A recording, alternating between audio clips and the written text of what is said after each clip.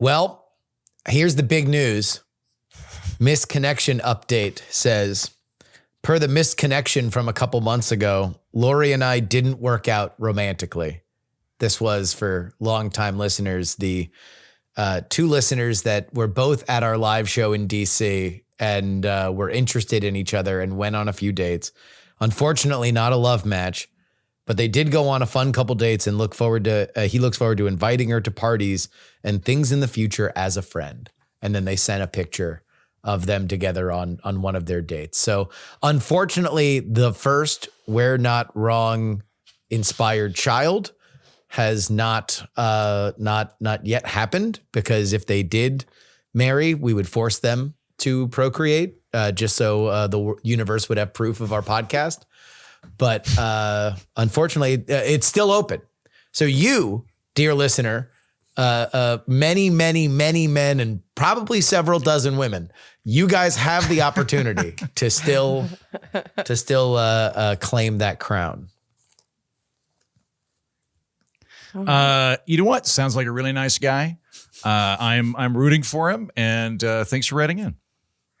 I really want our first love connection to be the fan that marries Andrew Heaton, because I still think that's going to happen. So ladies, write in, claim your man. He's ready. Yes. Let's do this. He's ready to breed. We need to introduce a Yoko Ono to this group. Come on. It's okay, Yoko. I'll get along with you. I like crazy bitches. There was a crazy video that went viral about a woman who, through code, claimed that the wife of Key from Key and Peele spiked a development deal that she had because she's a little loony. Yep, it happens. Yeah, it does. So, real quick. Yeah. I was at a volleyball tournament last week, and my lovely but annoying coworkers were blowing up my phone with true tales of them being all crazy like during the White House Correspondents' Dinner. There was yelling. There was people getting kicked out of shit. And I don't know what any of that was about. So would you care to tell me what the hell Someone tried was? to kill the president. A very pedantic assassin tried to kill the president. Well, I knew I'm not going to do, that. I don't want to do punch-ups on his manifesto, but yeesh. It ended with stay in school. I know that. The last lines of his manifesto were stay in school, which is pretty funny. Yeah, it was very Reddit-y. And also it was a very food comes from the grocery store type of assassination. He seemed very, very confident that he could just go to a hotel, run past Secret Service, and shoot several cabinet members and the president. And he didn't get a shot off. In fact, there are now rumors that the only Secret Service guy that was shot was friendly fire. And he just kind of ran through security, fell over, and was immediately blanketed. Well, that's the same place where we were for the Libertarian Convention, right? Like Indeed, we went it was. through Secret Service right there. So if I remember correctly, the president was never in any real danger because this all happened They were outside. not on the same floor. Yeah. So if you remember, there was another escalator down from where we went through security, and at least to the ballroom, because we weren't even, the place where we saw Trump in the Hilton was not the same room that he was in for the Correspondents' Dinner. That was the ballroom, the main area. But the ballroom was where they were fighting with each other, trying to pick a candidate, right? Yeah. Exactly. Yeah. So that's where the Correspondents' Dinner was. Okay. Yeah. Yeah. That's where. So where were you? Yeah, Justin, how was the tuxed Substack up. party? Okay. Because I saw it, I knew. Okay. It was the same night, correct? It was. It was indeed. And you the looked same all night. fancy. Wait, I was all fancy. I was at both places, for the record. I went to the Hilton for drinks before. Apparently I left minutes before our erudite would-be assassin matriculated his way from the hotel room to try and kill the president. I made my way down to the Renwick Gallery for the Substack party, where I was looped in to a spirited conversation between Michael Tracy, the independent journalist, and Julie K. Brown, formerly of the Miami Herald, now an Epstein influencer, I guess. I don't know how to really put her current profession, but Michael Tracy is a contrarian on a lot of the Epstein stuff. He is a warthog of a man who kind of has one way to go, and that's forward. He came by me and said, "Do you want to witness this?" And I was like, hell yeah. I love Michael. Okay, what did he do? He went to go confront Julie K. Brown, because Julie K. Brown and Tara Palmieri are two folks who are very, very connected to the Epstein, the women around the Epstein files. And Tara Palmieri on Piers Morgan now has a show where he just gets 6 people to yell at each other at the same time on YouTube. So Tara Palmieri and Michael Tracy were on that. Tara Palmieri, after Michael Tracy did his whole thing about how he believes the Epstein story is overblown compared to the facts, for which everybody salt to taste. Go read all their stuff if you really want to form an opinion. I think he's got a point. Tara Palmieri said, "Hey, I just want to ask you one thing, Michael. Who's paying you?" Oh, I remember this. Yeah. Insinuating that he is being paid by, I don't know, people around Epstein, which is the funniest thing on the planet to me. That's so nonsense. In a Manhattan penthouse, while the Succession score plays behind them, 9 conflicted billionaires make the call to send unmarked francs from a Caribbean bank account to Michael Tracy, the one man on earth who can clear their names. Just a very silly idea. But so Julie K. Brown retweeted that and said, "Yes, that is a good question. We all need to know who's paying Michael Tracy." So Michael Tracy at the party goes up to Julie K. Brown and says, "Hello, my name is Michael Tracy. Do you have any proof that I'm being paid by Epstein Associates?" She does not want to answer the question. So she kind of tries to walk away. Michael Tracy is dogged in his pursuit of an answer, asks the question a few more times. Julie K. Brown eventually says, "I didn't say that," to which now there is a back and forth as to how and where she said it and whether or not they should pull up the tweet and blah, blah, blah, blah, blah.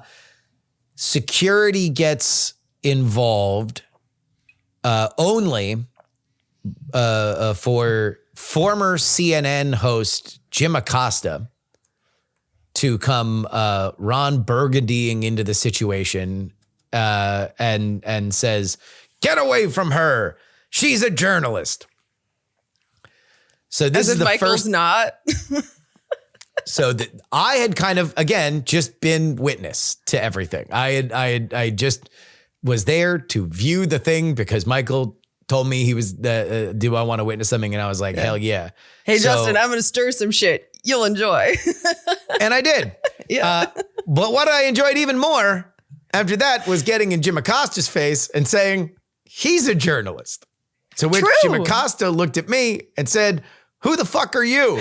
To which I looked at Jim Acosta and said, "Who the fuck are you?" And then we just said, "Who the fuck are you?" back and forth to each other a few times. And then he realized he doesn't know who the fuck I am and really wanted to have beef with Michael Tracy. And so he brave Jim Acosta over the backs of several security people and a 64-year-old woman, yells to Michael Tracy, "Hey, do you want to step outside?" Oh, God. To which Michael Tracy apparently starts a new arc of his career. Jim Acosta uttering those words have now become one of the greatest memes of 2026 because Michael Tracy says, "Yes, I will." We find out, well, Tracy's kicked out. I walk out with Tracy. We go drink at a bar. And then afterward, Tracy puts out one of the greatest tweets now of the year, which is, "I have no idea what went on with Trump because Jim Acosta threw a hissing fit," an unfortunate spelling for him, and tried to fight me. "I'm still ready to fight you, you pussy." And then listed the address to his hotel only to set up the one tweet that will eventually be etched into bronze and put in the Tweets Hall of Fame, which is, I'm still waiting here, Jim, you piece of shit. It's just a picture of the Hampton Inn in downtown Washington, D.C. This has now spiraled. He then said he would fight anybody that wanted to come to the Hampton Inn. Other journalists have come to the Hampton Inn to take pictures in front of it. It's got surprising legs. Like, we're recording this on Wednesday. Tuesday, the Daily Caller was putting out new footage of the Michael Tracy incident at the Substack party. So this has got, like, it legitimately has more legs, and I would say probably raw interest, than the assassin at the White House Correspondents' Dinner. People are more interested in Michael Tracy becoming this Popeye figure who will uppercut all comers. And then in these pictures, you see Justin Robert Young with like the biggest grin on his face, being like, "This is great." That was I've now seen multiple, like, Justin sent us a couple of things about this, and I was like, "Oh, that's fun." And then I'm just on Substack, and I'll see various things of the fight between Jim Acosta, and then I'm like, "Who's that? I recognize that hair." And then I can hear, "Who the fuck are you?" I hear that, and then I just see Justin grinning, having the time of his life, having the best time at the Substack party. I'm glad you enjoyed it. Well, yeah, I don't know why they kicked him out. Like, this is, I don't know. That was like I recorded a drunken kind of monologue recapping it right afterward. And like, my point remains the same. Like, just, we're in a world where a lot of egos are there, you know, and people say a lot of shit on the internet. So like, let's have a party where people can say some stuff, and then everybody can retreat to their corners. Well, it sounds to me like it's Jim Acosta who was going to take it to the "I'm going to fight you" phase. Like, nobody said anything about fighting until Acosta said, "You want to step outside." He was the first person to do that, which is hilarious considering he made his living being afraid of Trump supporters at Trump rallies because they were too menacing to him. That he is the one asking people to engage in fisticuffs. And he was unrelated. Like, so Jim is like the president of the former legacy alumni class at Substack. And he was coming up just to protect the woman. Was that what was going on? Or did he have any idea what the actual interaction was? I have no idea what is going through that misshapen head of his. I know he had a very white knighty thing. He wasn't going to fight anybody. And again, for the record, nobody wants to see a journalist fight, right? Well, we're not a bunch of Navy SEALs here, right? Like we're all indoor kids. If you know, this would not be a pretty or exciting set of fisticuffs. It is very funny. This is why I want to see it. Sell tickets. I'll buy. I honestly, I was on the Michael Tracy, Matt Taibbi podcast on Monday, recapping this. And I told Michael, I was like, look, yeah, this has gotten big enough. Someone's going to offer you to fight someone. Like, you are now branded as the guy who will fight anybody. And like, somebody, influencer boxing's a thing. Someone's going to eventually reach out to you and offer to pay you money. I would be very excited if he fought Jim Acosta. He would give up some size, but he's about a decade and a half younger. So he's giving up size and weight and reach. Yeah, I could see him being scrappy. I don't know. I'm thinking that I know nothing about Jim Acosta other than he got pink eye at the Olympics one time. That's literally all the background information I have on this man. But my guess is he's gone soft working at CNN. Exactly. Yeah. Like, I take the independent journalist over a CNN hack any day. Yeah. Yeah. Well, now he has a new beat, which is interviewing the holograms of dead children. That's what he's been doing on his Substack. Is that what Jim Acosta does? What does that even mean? Yeah. Yeah. No, there was I think it was a Parkland shooting victim. Now he's an AI with a hologram attached to it. And Jim Acosta interviewed him like it was a real person, because he's a serious journalist that needs to defend serious journalism. That's what he does. Really Why did he go to weird. Substack over CNN? That's our Because that's he our got place. fucking fired. Oh, he is got that it? fired Okay. because he's a hack asshole. That's why. Because he's an unpleasant person and he's bad at his job and the ratings went down. And so, he was a Trump 1 creation. Like when he could be the hard charging, democracy dies in darkness, an apple isn't an orange kind of like Trump 1 guy. He was popular and then he got less popular because he's objectively bad at his job. And now he's on Substack. And, I don't know. We'll find out. We'll find out if he's still a bestseller a year from when he started because, who knows if the USAID money is going to renew, but to bump up his subs, but we'll find out. Sounds exciting. It was great, dude. I loved it. It was awesome. Like, sorry to people that have heard me now 7 times tell the story, but yeah, it was very exciting. It was very fun. I was trying to get Tracy to record the whole thing, and he was very he was upset that he was not being explained why he was being kicked out of the party. He should be upset. Like he's asking a justified question and then someone threatens him and he gets kicked out. Like, yeah, They should have I at would be least pissed. kicked out Jim Acosta too. yeah. because then they could have fought in the street. Yeah, I mean, I would say if you're really gonna judge it, we missed an hour of the Substack party and got a lot of views. Like if you were to just say in a vacuum, like, would you trade an hour of the Substack party for this much national attention and views and likely subscribers? Yeah, I think it's probably a good trade. And now he's the Hampton Hammer. He's got a whole brand. Congratulations, Michael. Not to be that guy, but writes, gerrymandering isn't cheating. Heaton's comparison to a governor canceling elections and appointing reps is disingenuous because that would be illegal. Gerrymandering isn't cheating or illegal. It's just shitty. It's definitely cheating. You're right that Yeah. it's legal, but it's definitely cheating. Look, okay, thank you, Jen. Thank you.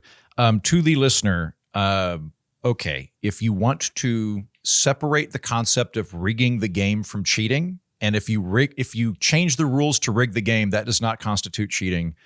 Okay, I guess I'm talking about rigging the game in order to make democracy less competitive as opposed to stealing an election. To me, these are pretty much the same thing. If you want to make that delineation, you can. From now on, if I say cheating, just assume I said rig the game. Those are Well, yeah, synonymous I to think me. the delineation I think you guys are making that the listener is not is moral and legal. He is saying that this is a legal move that has mechanisms for which I you follow. can do it. Yeah. I like, yes, if by legal means you can tilt the playing field that we're playing football on by 10 degrees, and it's now in the rules that the home team gets to have the downhill advantage. Like, yes, I understand the concept. I appreciate you saying it's shitty. I don't think it's that meaningful of a distinction, but fine. It's just assume when I say cheating, I meant rig the game. If you tilted the field 2 degrees one way, they'd have to play it for at least 2 quarters the other way, though. So everybody would have to play. Everybody would get an advantage if you That's a tilted good the point. football field 2 degrees. All right, then in this case, the home team gets to select referees from their alumni association, something like that. That was a big thing. I forget which. I think it was the 2 Escobars. There was a great soccer documentary about the Colombian soccer leagues during the height of the drug boom in the 80s, where all the drug lords bought soccer teams and then they would buy the referees. Anyway.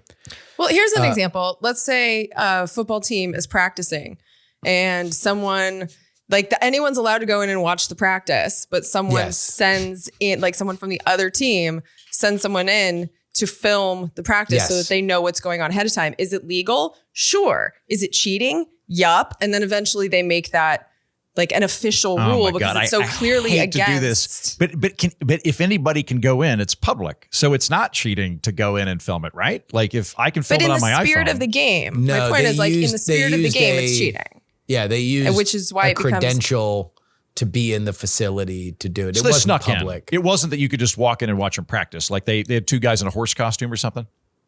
It was some more along the lines of two guys in a horse costume. This is a All real right. scandal that happened. All right. Because the New England Patriots, for I know, which I hate- cheating is a fucking expansive word for the New England Patriots organization. Yeah. And I'm a New England Patriots fan, and even I can go like, it goes against the spirit of the game.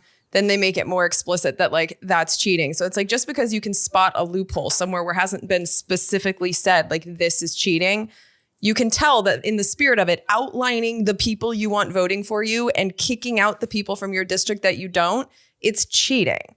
And so we are going to have to, as a nation, make it official cheating, but it's still cheating because it just goes against the spirit of what we're trying to do here in a so-called democracy. We got a million different suggestions for how you could fix gerrymandering. All of them are about as realistic as Lord of the Rings happening tomorrow. So like, I'm not going to read through them, but they are including, but not limited to, the uncapped idea where you would have like 3,000 different representatives. I'm big on this. The concept of the majority party in the state drawing a map and then the minority party like either getting to change 3 lines or something like that. Some idea of like a draft map, and then so you make it explicitly partisan in the second place party then gets to futz with it. And others, but I don't know. I don't have the same. Email those to Heaton. Will do like a whole week series where you go on Fantasyland trips into like how you can do a different version of gerrymandering, but we're not doing that here. I mean, I can tell you the best chance you have of doing something about gerrymandering is the Democrats' plan, because they're the only people that have even a chance of having the power to do anything on the national level, and that is independent commissions for every state. That's what you're going to get. Great. So All in you either favor. support that. Yeah. So go for it. Support that. I know you have lots of great ideas, but let's deal with actually what's possible, because this is a problem that needs to be solved as soon as possible. That has been a very good way to get a lightly gerrymandered map. Like if we're going to take like New York I would and take a California as an lightly example that have gerrymandered map. independent. Yeah, it is lightly. It could be more gerrymandered is the way that I would describe independent commissions, which I don't think are beyond bias, especially in one party states. But you can't, with these things, there's no system. You're very unlikely to come up to a system that can inoculate you against bias. That's rarely going to be the goal. Yes. What you want to do is avoid openly inflaming and pandering bias, which is where so many states are, like Texas and Virginia and California. And although I don't know, I kind of feel like everybody drawing really, really strict maps based on a bizarre coalition shifting year might just be a total stick of dynamite in the face that will hurt everybody who did it. And I don't know. I'm kind of excited for that part of the midterms to see whether or not this like totally fucks up in everybody's faces. Yeah, let's hope for that. Let's hope that there's a lot of unforeseen kabooms for the people that gerrymander. Yeah. And if you don't agree with me, Michael Tracy will fight you in front of the Hampton. From Austin, Texas, I'm Justin Robert Young from her apartment, also in Austin, Texas. I'm Jen Briney. And from Washington, D.C. I'm Andrew Heaton. And we're not wrong. On this edition of the program, we will be discussing microlooting and the indictment of the Southern Poverty Law Center, an organization dedicated to fighting hate groups, and an indictment that says they funded the hate groups. Talk about all that, plus your emails.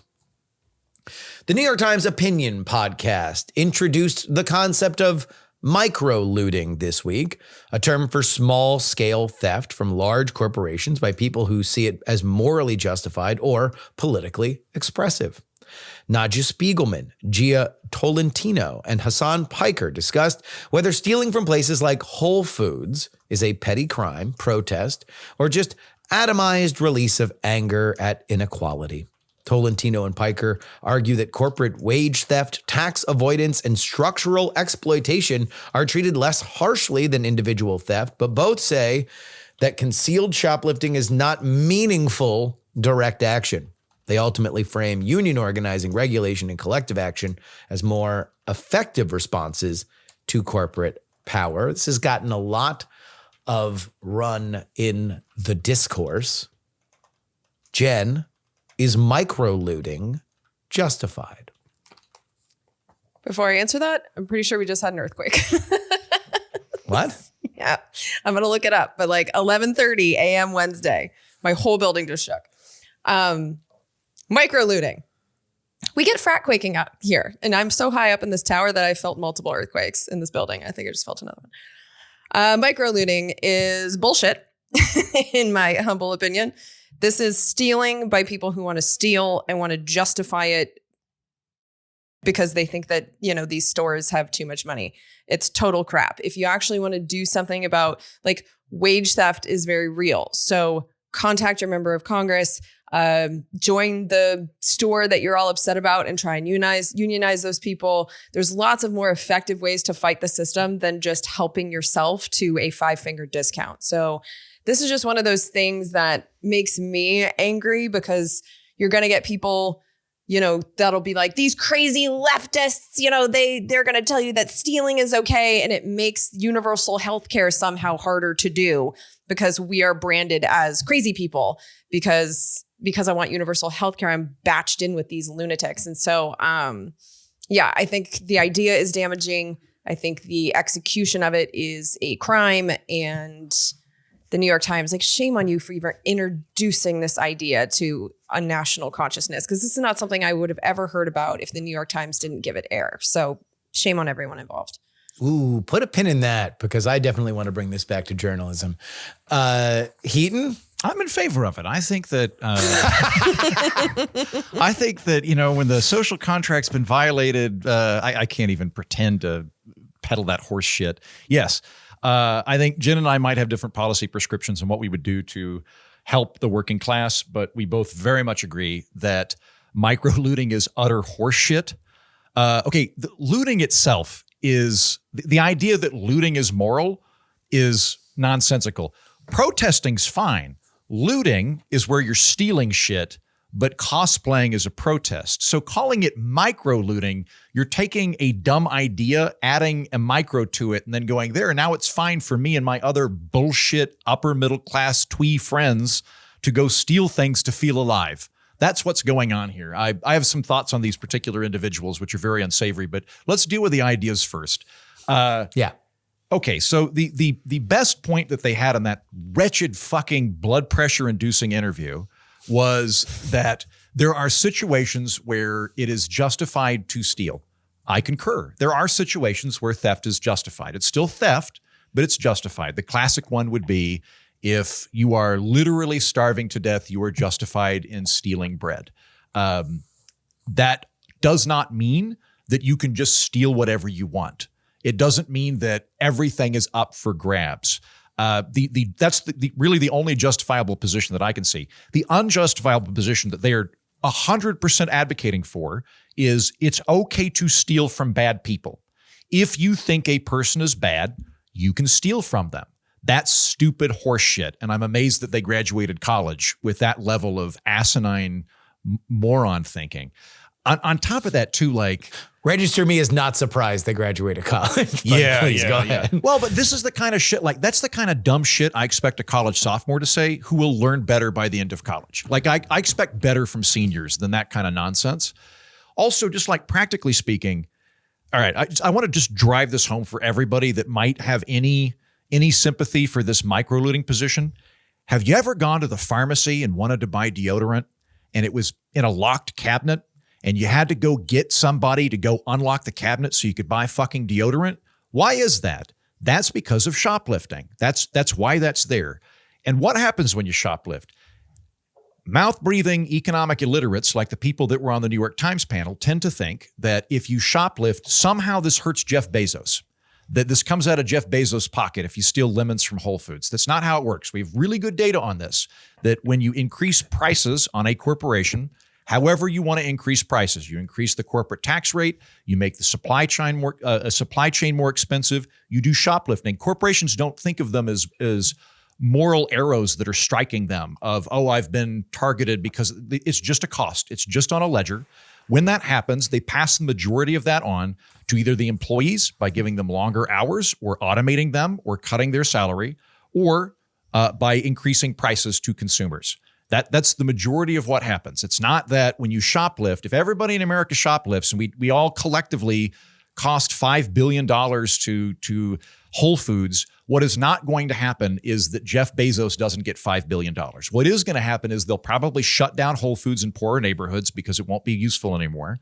They'll cut hours, they'll automate some new shit, and they'll raise prices on the produce. It's the moral equivalent of saying, I don't think this restaurant owner pays his waiters enough, so I'm going to dine and dash. That's what all of this boils down to. It's insipid, it's moronic. And also, I just hate these people. Like Hasan Piker lives in a $2.7 million mansion in West Hollywood, and he got that money by selling bullshit for the Chinese Politburo and the Cuban regime. Not in the we shouldn't invade kind of way, like in the they are good. Cuba's good, China's good, the governments are good. He goes over there while wearing Gucci sunglasses that cost $400, and he gets paid by an army of idiots to live. He's not the proletariat. He's taking advantage of the proletariat. Gia, the lady that was on the right side of the panel, lives in a mansion in Brooklyn that she got from her family that got the money through what is basically a human trafficking ring. They were bringing over Filipinos to work in the United States, and they would have to pay a fee up front to come to the United States. Then they would be sent to jobs that were different than what they were told. And if they had a problem with it, they'd threaten to deport them back to the Philippines, where they had to sign off on the loan with some other guy that would potentially break their legs. So like I would say that's much more of a wage theft kind of situation in my mind, where you're basically doing slavery with more steps. And this person has the temerity to tell people that it's okay to steal and it's okay to shoot CEOs because, I don't know. I thought this is all bullshit. Jen, you're right to be angry because they made a very, very good advertisement for the Republicans for the next 10 years. And they're going to turn off a lot of people. Lakeisha Jane, who does really good polling, he works for The Argument now, which works, or it's a digital magazine on Substack. He noted today that in his polling, Donald Trump is at a -22 approval rating, and yet the Democrats have a +6, and it has not budged all summer, even as Donald Trump has become more unpopular. And part of the reason that he theorizes is that the Democratic Party has kind of hit a wall because, in part, of things like this, where there is only so much that people want to trust the Democratic Party if there is not any kind of public reckoning or different value structure compared to the things that they didn't like about the Democratic Party before. And I would say that this is part of it. I'll take a slightly different tack. Not only is it repugnant, but I believe it's repugnant because it's stolen racial valor. I will say that there is more of a moral center, even if fractionally, to the idea of looting during a race riot is good, in a way that I'm going to steal Prosecco from my Whole Foods and disguise it as moral action, as opposed to I didn't want to ask my dad to refresh my credit card, is political action. That is a absolute joke. And beyond that asinine point, I will just say, either the New York Times opinion section is going to have a really, really, really wide radar for asking questions about whether or not things are cool. And I would say that would open themselves up to like, hey, is it justified to put a row of spikes in the driveway of an abortion clinic if you justify that you are saving somebody's life for doing it? Or they should just not have topics like this, because this is legit moral degeneracy. This is not only is it on a level that I don't think they should be opening up their Overton window to, but it's directly damaging to everybody that actually has a job at that facility. Because Andrew's absolutely right. The result of rampant theft at a Whole Foods or a CVS is not that Whole Foods or CVS goes out of business. It's they close that branch. or they put up more security that makes it less inviting, which means they need more people on staff. And they got to raise prices to pay for the security. Exactly. Like this is just, it is, much in the same way that, Luigi Mangione solved healthcare by shooting a CEO. Oh, wait, no, it's still just as bad as everything was before. This is, done nothing. Luigi Mangione killed a father of children, and stealing from the Whole Foods, while not obviously as dramatic or bloody, does nothing but hurt everybody in and around that community. Because the moral worldview here is it's okay to commit crimes against bad people. If you think somebody's bad, you can commit a crime against them. That's the underlying rationale to all of this. The moral framework that's promulgated throughout that interview is crazy. So like bringing up the Luigi shooter guy, Gila Tolentino says, it was effective political action, but the Democrats failed to politically capitalize on it. I'm like, that's the concern here, is that the Democrats didn't do a good enough job of using somebody getting murdered for policy change. Then also at one point she says I have to explain to my child that some laws are good, some laws are, it's bad to break some laws, it's good to break some laws, and some laws are good or bad depending on who you are. So some people get a different set of rules. And then she gives the example of there's also things in our culture where something is legal but immoral, and there are other things that are moral but illegal. For example, there's nothing wrong with breaking an oil pipeline. In fact, we should celebrate that. But I drink plastic coffee cups, which is horribly selfish and immoral. And I'm like, setting the moral aside, as somebody that gives a shit about the environment, can I just tell anybody at home thinking about blowing up a fucking pipeline that's pretty bad for the environment? Like, if you're actually concerned about the environment, don't blow up fucking pipelines. They release a lot of toxic shit that kills a lot of the wild. Like, these people are idiots with bad moral compasses. Yes, to all of that. I do wonder, though, if this is a result of watching our government refuse, not be incapable of, but straight up refuse to solve the problems that these people are frustrated with.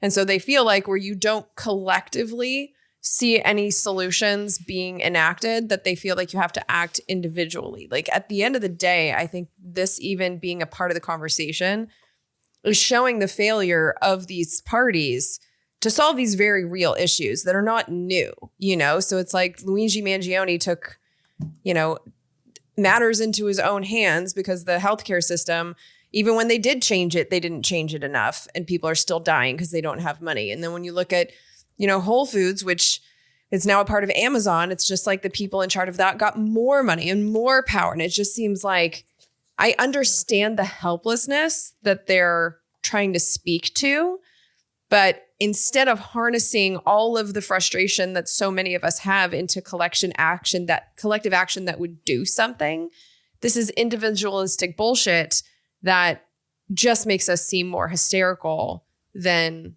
effective, and makes us harder to listen to if you are a member of the Democratic Party. Here's the problem. The three people on this panel and Luigi Mangione, want to know what they have? They all have in common? They're all rich kids. They don't actually feel the pain of any of the problems that they're talking about. These are conceptualized problems. And I'm not saying that they don't exist. I'm not saying that there's not real issues with the healthcare system, or that the concept of food deserts or any people getting food at a cheap enough price, or healthy food, is not something that we should pay attention to. I'm just saying that these are luxury beliefs peddled by rich kids in a conceptual way that does nothing but hurt these. That hurts. Shoplifting's okay. That's a luxury belief. No, what? No, but the idea that the corporations are stealing wages, by making you work through your breaks and not taking lunch breaks and not giving overtime. Shooting a these CEO, are very real, and it doesn't matter if it's me that did I says say that? Did I say that? I'm saying what I'm saying, but what I'm hearing is that these are luxury beliefs by rich kids. These are not luxury. Can I state what I'm saying? I'm not saying what you're saying. Okay, then what are you saying? You can say what you're saying. Then what are you saying? Because microlooting is one thing, but if you're saying that their gripes about society are not true and it's just, rich kids bitching about a healthcare system that's working fine for them, that I don't buy. If I need to slow it down, I'll say it again. I'm not Please saying do. that there are not problems here. I do believe there are problems here. I'm saying that their solutions to them are conceptualized ideas that they don't actually feel the pain on and they are suggesting need to be taken. I don't believe that the solution to wage theft is to shoot a CEO or to steal from the front lines of it. I think that that's counterproductive to everybody involved. But do you think that the problems that they're identifying are very real and it's not just... I think that there are problems, but I don't believe that their solutions or even their definitions of the problems are helpful. Yeah, I'm about there. There are problems. Healthcare has problems in it. Yes, I agree with that. But like even the food thing, like Whole Foods has a program where they take their unused food and they give it to food banks. It's called Feeding America. They give tremendous amounts of food that way to try to not waste any food. Kroger has a similar thing. Walmart gives billions of pounds of food. You cannot like how they structure their pay. That's fine. You can want to have unions and things, but like the idea that stealing food is somehow a part of this, just it strikes me as nonsensical. And I would be amazed if any of them knew that, if they'd ever taken any time to actually look into it. I think that the analysis that they have is very superficial and it's very inside of an echo chamber. And I don't think that it's necessarily even something that they're, let me rephrase this. This is my pseudo-cynical hat. I think there's a very good chance that they knew that this would be really inflammatory and they did it because they'd get clicks. And so it wasn't just a luxury belief. It was a way to drive traffic to the New York Times at the expense of hurting the political movement they claim to be a part of. And I'm not sure they actually give that much of a shit. I don't see a lot of good analysis on this. And I think that they're intentionally picking a lot of really, really incendiary things because they know they're going to get hate clicks. Yeah. So they're micro-looting the progressive movement? Yes, I think they are. Yeah. And it hurts the actual... No, Andrew, I think that's spot on because I do think that shit like this makes... It's why people scream about woke, like the woke people think that it's okay to steal from corporations where it's like, okay, well, I mean, there's real problems. Wage theft is a real problem, but that's a systemic problem and that's harder to solve. You need collectivism and you need your government to represent you to change it. You need to have government power go against corporate power, which means that you need to empower people willing to do that. Like it's just a bigger thing where if you can go in and steal a lemon and be like, ha, I did my part, fuck you. I think it gives some people a momentary satisfaction. It also allows them to take shit for free. It might feel good for a second, but it's not actually solving anything. It just makes things worse. And I just hate that the New York Times gave this idea any air. The other part apologies. I apologize for stepping on you. It's okay. The other part that pisses me off about this is the New York Times. This is not a blog of three buddies. These people should fucking know what they're talking about. And I would be very surprised if any one of them could give you a general idea of whether wages have gone up or down over the last 6 years or how they compare to the 80s or the 50s. Like that's actual relevant data that I wouldn't expect from somebody doing a blog with three buddies or just going on YouTube and doing random shit. I would think that somebody in that position would have more acumen when it comes to these kind of things. I didn't see any evidence of that. What I saw was we have these tribal in beliefs that we all agree on that don't have, it's just, Amazon has a rich guy in charge of it. Ipso facto, rich, it must be bad. That's it. There's not a lot of actual analysis there. And yeah, this whole thing pissed me off. And I don't know. I think that's a little simplistic. Like, I don't dislike these big corporations because there's like rich people involved. I dislike them because the wages are very low and the benefits can be bad. Like there's real stuff there. So let's not dismiss the concerns that they have. And this is exactly my point. Okay, so that the concerns that they have that are real get dismissed because of their solutions being so insane. I have no idea how much people are paid at Whole Foods. Like, I don't know, right? But I'm not inveighing against it. Like I'll say, like what I do know is Starbucks does great. Starbucks has really good benefits. Like I think part of the reason Starbucks doesn't tend to get unions is because they've already got everything a union would advocate for. I don't know about Whole Foods. I would be amazed if they knew about Whole Foods. But I think like in general, Whole Foods historically has has been anti-union. Oh no, I just mean in terms of whether they pay well, whether they have benefits, that kind of thing. I would be surprised if they know. But like, even if you zoom out beyond Whole Foods, I think there is a general concern now that if you're someone who is working for an hourly wage in the United States, there are too many people that have to work 2 and 3 of these jobs to be financially comfortable. And even then, sometimes they're not. Like, that is the main problem here. And these are not solutions for it. And so I think like you get into the weeds of like, I think what you just did is actually justified in that you're like, these people just hate rich people, which that's not the case for a lot of us that are concerned about the fact that it is so hard now in America to work a full time and yet feel like you're still in poverty. Like that's the issue. It's not that like they hate rich people or that I hate rich people. I think these are very real problems that they're looking to solve, but just their solutions that they're floating are so fucking crazy. And most people would look at it and think like, this is crazy. And I think that's why the New York Times put it in there. And this is where you and I agree. They put it in there to get this reaction that we're giving them right now. They now got airtime on our show because they floated something that is so completely insane. So it was a way to get clicks. It was a way to get attention on the New York Times. It wasn't a way to push forward with solutions that are going to make our country better. And that's where my anger comes from. Agreed. Yeah. I also want to point out that this is what happens when Slack revolutions win. The New York Times opinion section very famously several years ago went through a big internal upheaval because they ran a op-ed from sitting senator then and now, Tom Cotton, about invoking the National Guard to quell the 2020 George Floyd riots in the Pacific Northwest. Now, whether or not you agree with that idea, it is a thing that is within a general realm of how sustained riots have been dealt with in the past.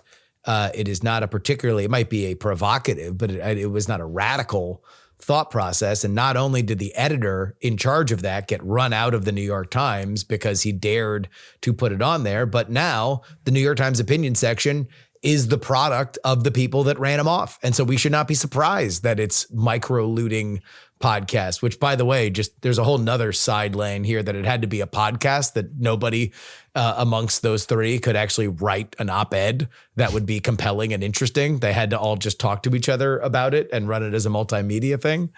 But yeah, this is, I don't know. The New York Times is a failed organization, which is not a bold take, but I don't think that it really represents the kind of Overton window of mainstream political thought anymore. I mean, if this is on there, then I think this is like this is to the left of most people I know that are to the left. Yeah. And they couch it in, well, it's not the New York Times, it's New York Times opinion. Oh, like, well, fuck you. You're allowing this opinion to be aired with the New York Times banner. Take some responsibility for that.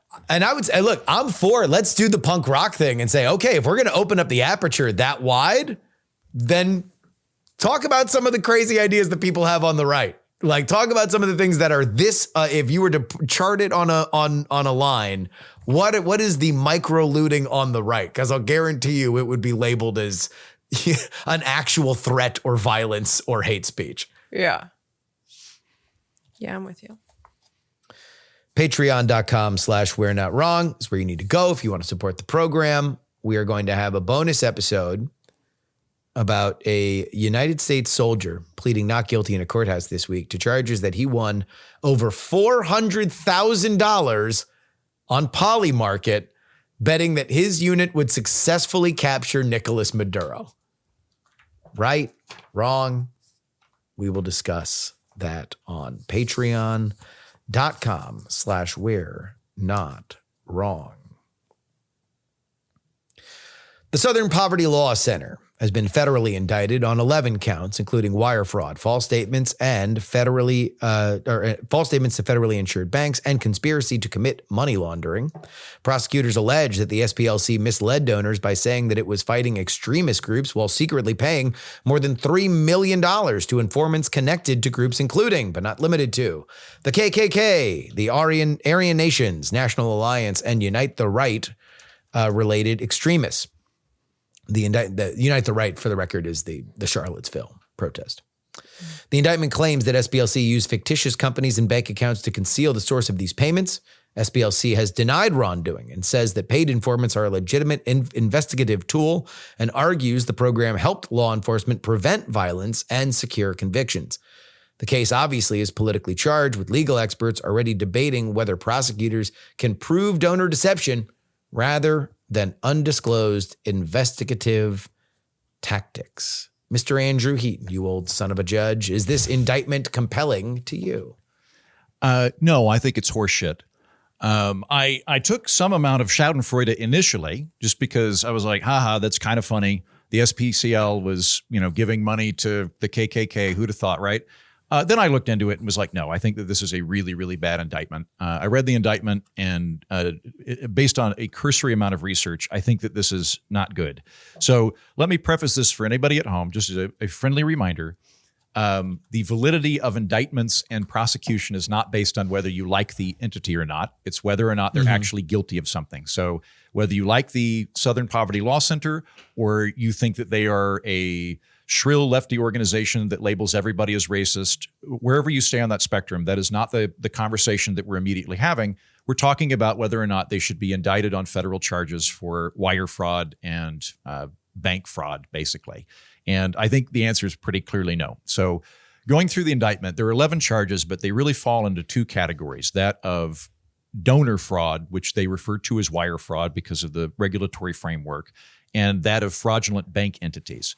So when it comes to donor fraud, the argument is this. The Southern Poverty Law Center over the last 10 years has paid out something like $10 million, although that's not the amount in the indictment, but that's the claim, paid out $10 million paying informants within the KKK, Nazi rings, things like that, for them to give the identities of other people in the ring and pertinent data. For example, they got a guy to steal them stuff one time and then they wrote a report on it. So they're paying informants for this. The position of the prosecutor in the indictment and publicly is that because they have paid informants who are members of these hate groups, they have therefore promoted the hate group. And by doing so, they have committed fraud against their donors. Their donors were told they were going to combat these hate groups, but here they are funding them.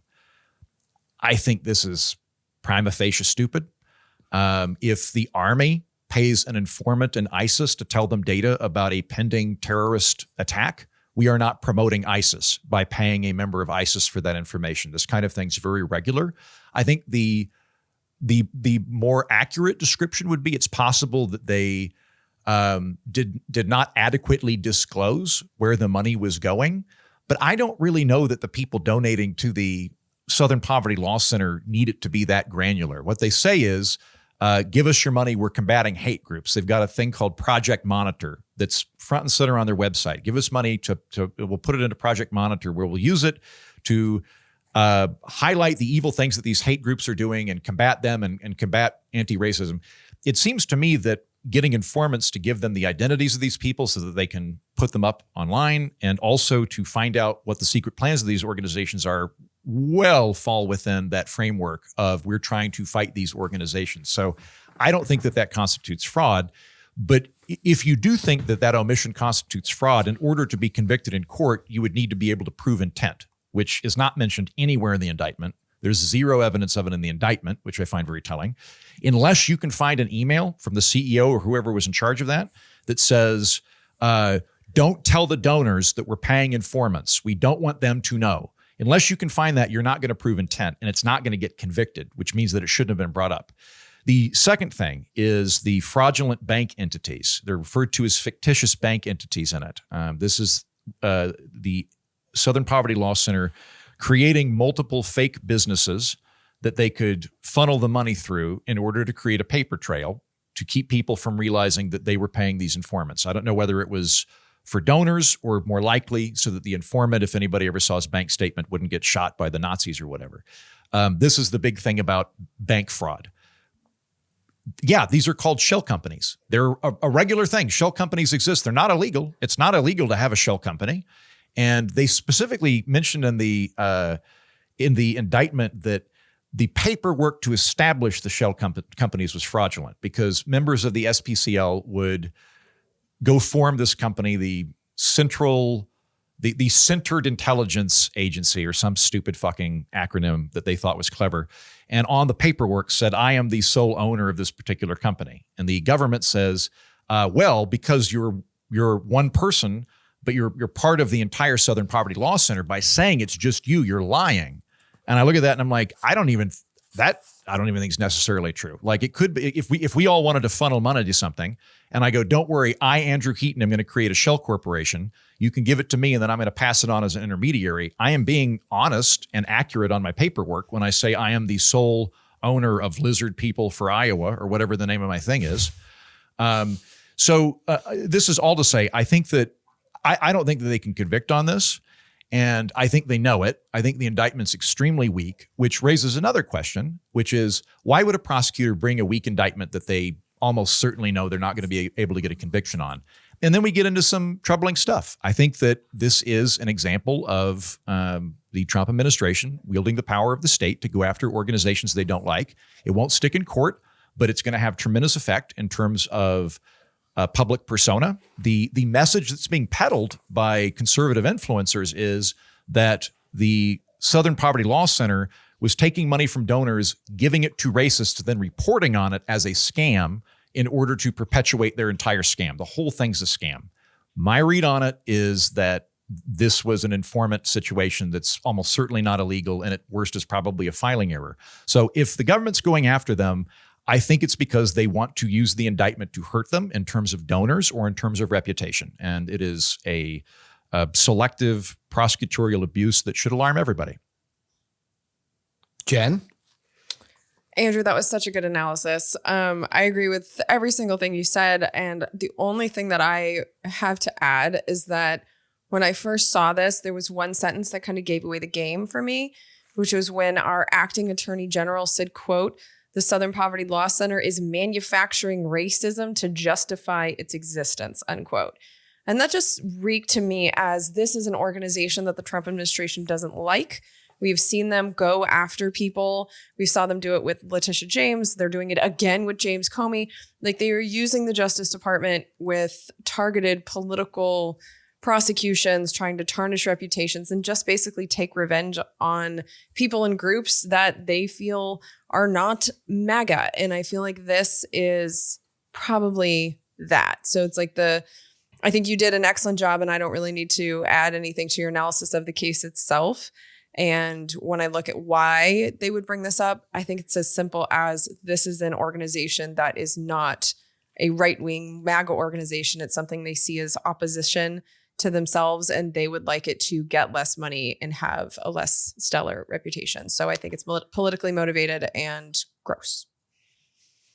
So I followed the Southern Poverty Law Center really since my college days in like the aughts. And I would put them in the same category as the American Civil Liberties Union, as an organization that I once really respected, that I respected less and less because they became more of a nakedly political organization.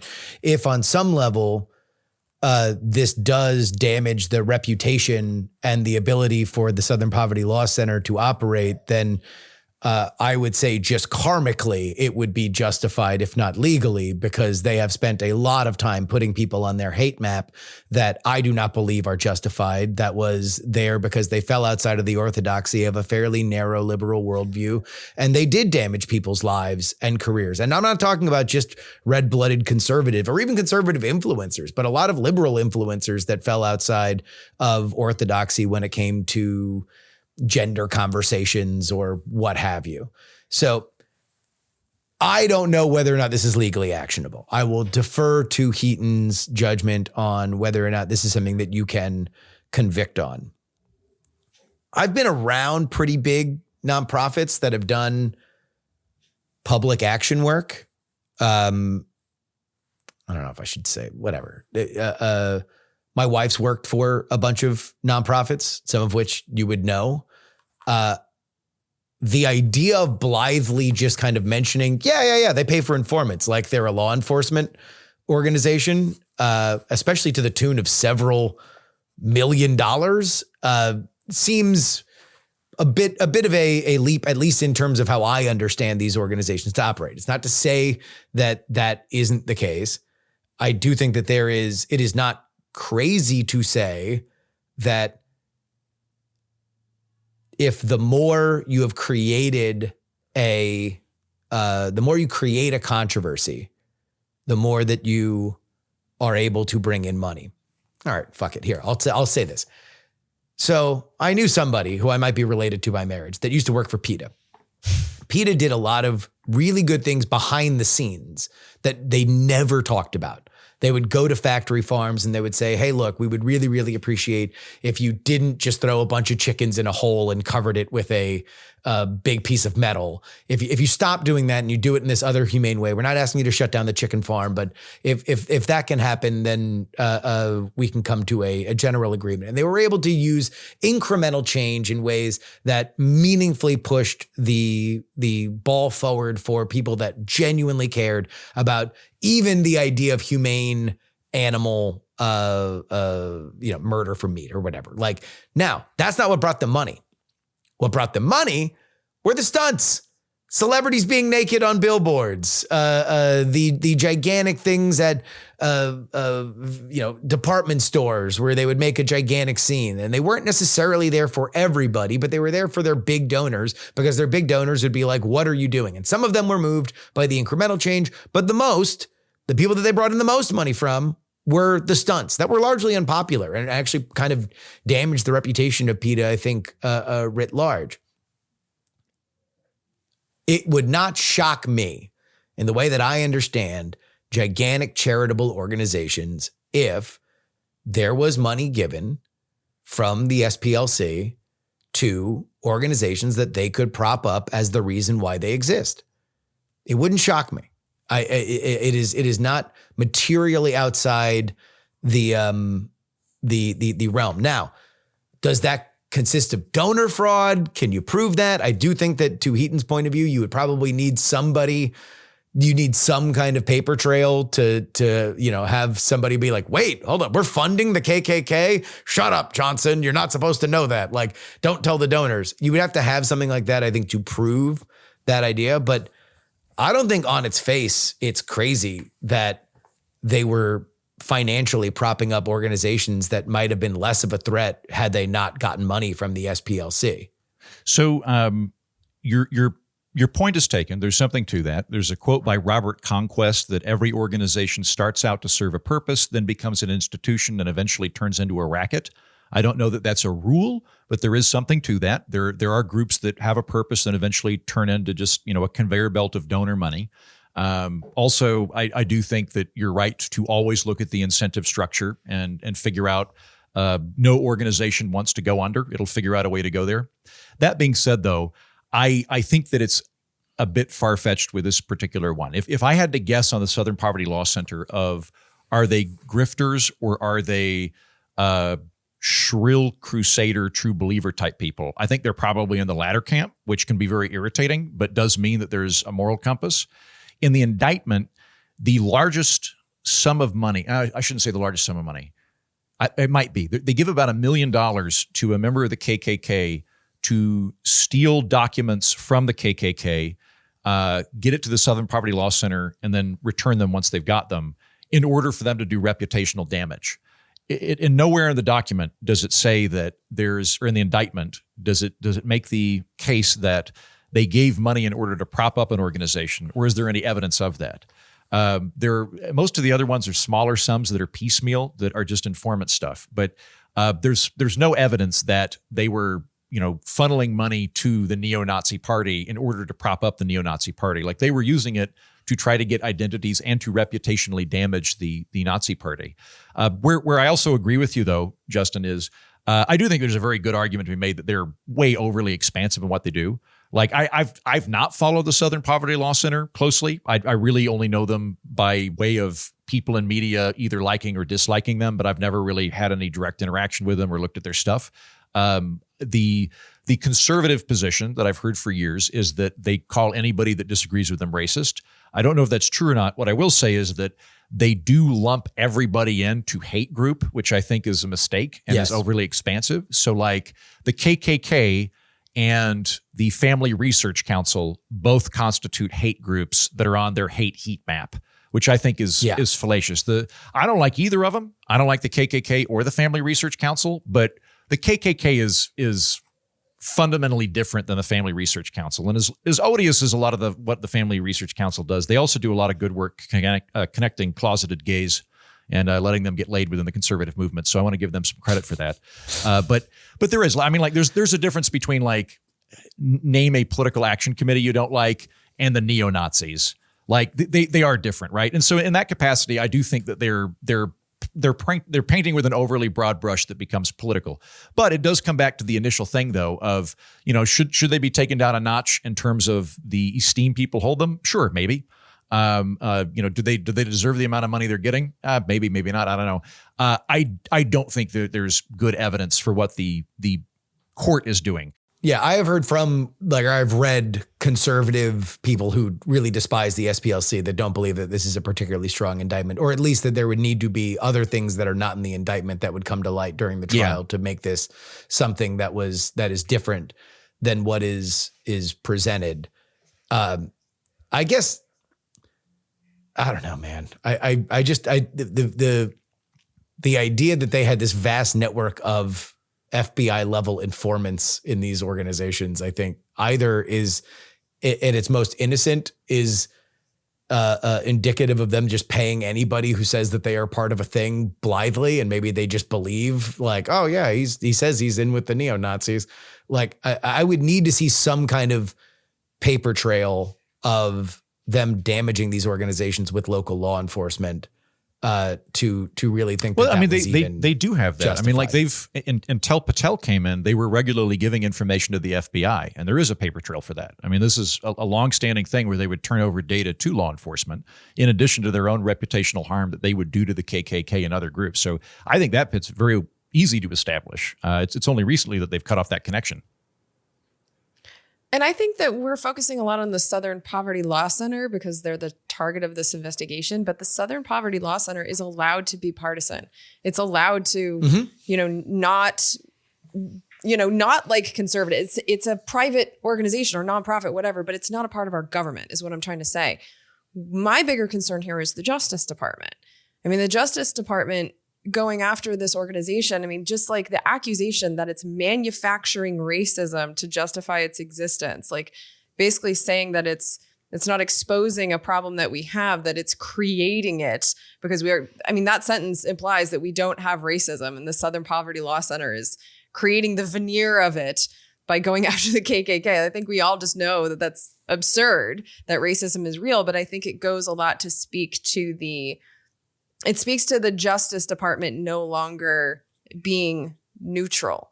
And that's my bigger concern here. I'm way less concerned about the Southern Poverty Law Center than I am about the Justice Department's behavior, because not only are we concerned about the merits of this case, but the reasons behind it. It's just another example of this Trump administration. I don't trust them to be neutral or fair. We're not wrong pod at gmail.com. That's where you need to go if you want to write an email to the show. We had a first in a while. Nobody wanted to write in about their monitoring of the situation. The monitoring of the situation emails were not monitored. Nobody monitored our situation about monitoring the situation. We did have a few on the Michael Jackson biopic. Again, the love our audience has for Weird Al Yankovic is just infallible. I don't know what the best word would be, but when we mentioned Super Bowl halftime shows, Weird Al, everybody wanted to talk about Weird Al. We mentioned biopics. Yes, we are aware there is a Weird Al biopic where Daniel Radcliffe plays Weird Al. And it is an inverted idea where Weird Al, all of his parody songs were the real songs, and all the real songs were parodies of Weird Al's songs. I have not seen it yet, but I've heard from everybody I know that has seen it that it's hilarious. So I'd encourage everybody to go watch, because we got so many fucking emails about it. Go watch the Weird Al Yankovic movie. Anyhow. Innocent Until writes, I think it would be a lot more significant if the Michael Jackson biopic to not include the accusations of Michael Jackson if he were actually convicted. He was found not guilty by a jury in a court of law. So as far as anybody should be concerned, the accusations are all hearsay. You can't believe what you want to believe, but you can't say, I can't believe that they didn't bring up the accusations when he was proven innocent. No need to bring up something that you believe to be false. Yeah, I think that's fair. Like, if they don't want to include something that got cleared by the courts, then, like, yeah, fair. Yeah. Also, the movie did gigantic box office. It was like blew the doors off. Yeah, it was like a $90 million opening. Oh, yeah, it turns out Michael Jackson's really popular. I was going to say, and it turns out they made no desire to see they made it, a good decision. Yeah, to be like, oh, this is really here. Let's do a boring movie where we just play 15 Michael Jackson songs and somebody dances and sings. That's good. Not somebody. A member of the Jackson family. That is a little intriguing to me to see his nephew. I'm you just want to see Jafar Jackson? I kind of do. Just glad the Jackson family can get some money out of this. I was worried about them after Michael Jackson died. So glad to see they're doing well.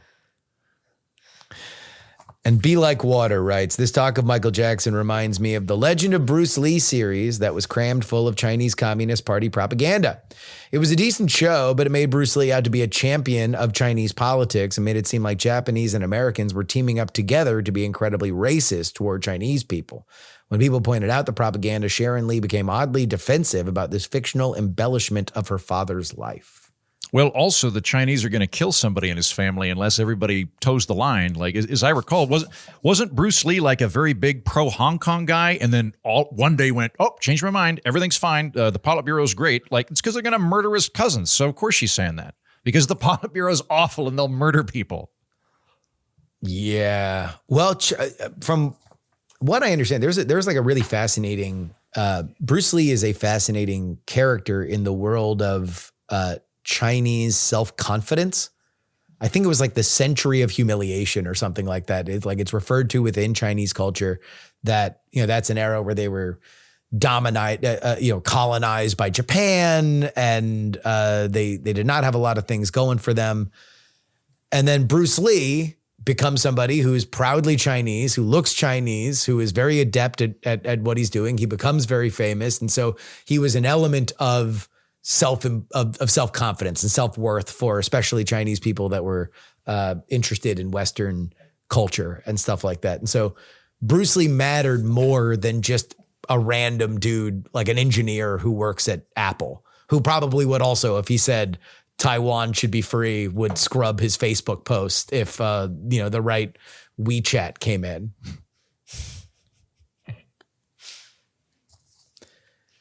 We're Not Wrong is a production of Dog and Pony Show Audio. Our editor is Will Saddleberg. On Politics this week. Kirk Beto of National Journal is on. He was in the ballroom when everything was locked down for the White House Correspondents' Dinner. Find out what it was like to be on the floor with that element of non-Michael Tracy related American history on PX3 this week. And then I believe there's some juggling going on, but I believe Sarah Isger will be on Friday to talk about her book on the Supreme Court, Last Branch Standing, and hopefully get a little conversation about something that broke literally right before we were about to come on. Otherwise, it would be a topic. It might be a topic next week. The Voting Rights Act being ruled on 6-3 on partisan lines. So hopefully I'll get her POV on that. Jen, what's sizzling on the dish?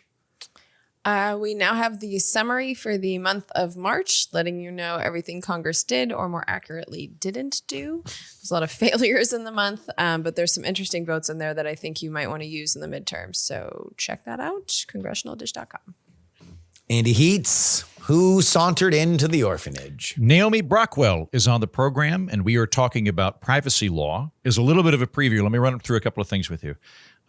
Let's say that the police think you were illegally growing marijuana in your house in a state where you're not allowed to grow marijuana, and they take it very seriously.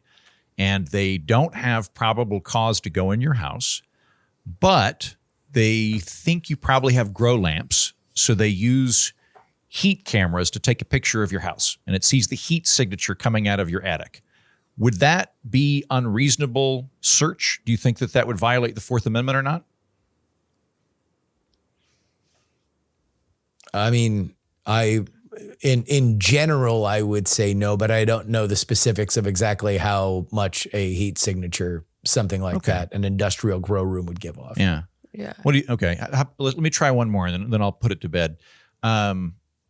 If you have a phone call with somebody, that's constitutionally protected. If the police want to get the records for that, they need to get a warrant in order to go through the phone call if it exists before they can get a wiretap or something like that. What about like who you call? Like if you're doing something the police think is illegal, can they go to the phone company and get who you dialed, how often, and from where without a warrant?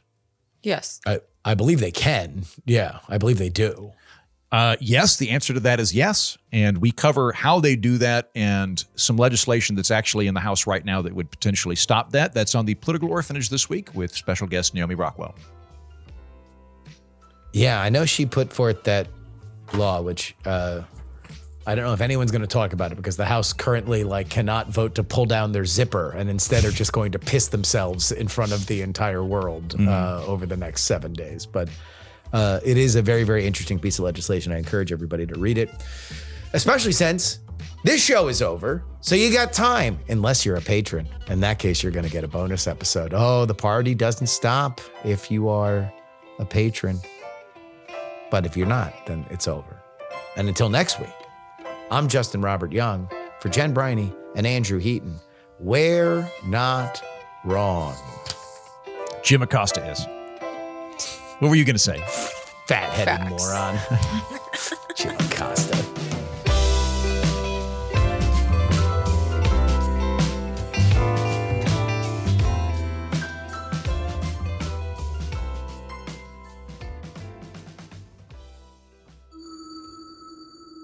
Dog and Pony Show audio.